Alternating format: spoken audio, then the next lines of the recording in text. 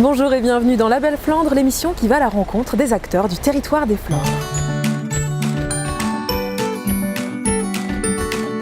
Nous sommes ici à Bergues, une cité flamande fortifiée qui regorge de nombreux trésors. Ici, les douves et les remparts semblent abriter une terrible légende, celle du nègre. Il s'agit d'un esprit malfaisant qui entraîne ses proies au fond de l'eau. Éric Vanneville nous invite à découvrir ce personnage. Nous sommes ici à Bergues, Bergues bien connue par Saint-Vinoc, mais aussi par la mythologie flamande, les vieux mythes de la vieille Flandre, devant la tour du nègre. Le nègre, qu'est-ce que c'est? Le nègre, c'est une divinité des eaux. C'est un monstre qui vit dans l'eau et qui, de temps en temps, sort de l'eau brusquement pour saisir le malheureux qui se promène au bord de l'eau.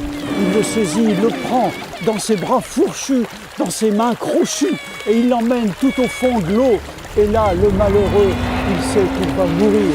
Il va mourir sous les attaques de ce monstre de l'eau. Alors, dans la légende, le nègre, avant que de saisir sa proie, souvent de jeunes personnes, le nègre, il hurle, il mugit dans l'eau.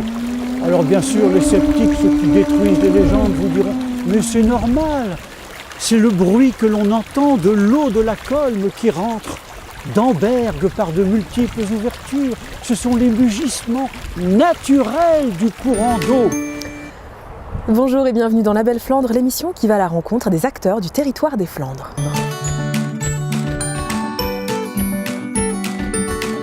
Savez-vous que les bois et les forêts de Flandre abritent un animal apparu bien avant les dinosaures? Il s'agit de la salamandre tachetée, l'emblème de François Ier.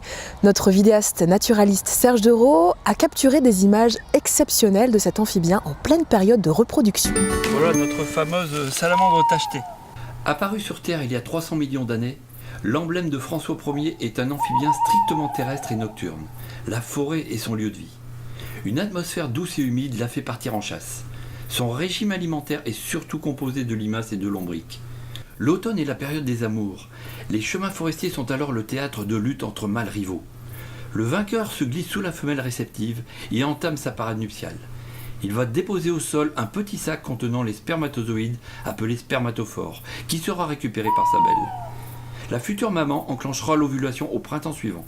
Les salamandres répugnent à se mettre à l'eau et ne le font que pour l'accouchement. Le stade larvaire est par contre intégralement aquatique avec une respiration branchiale. À la sortie de l'eau, les poumons remplaceront les branchies et ce bébé salamandre aura une espérance de vie d'une vingtaine d'années. Voilà, il nous reste à souhaiter que ce sympathique amphibien puisse survivre sur notre Terre encore 300 millions d'années supplémentaires.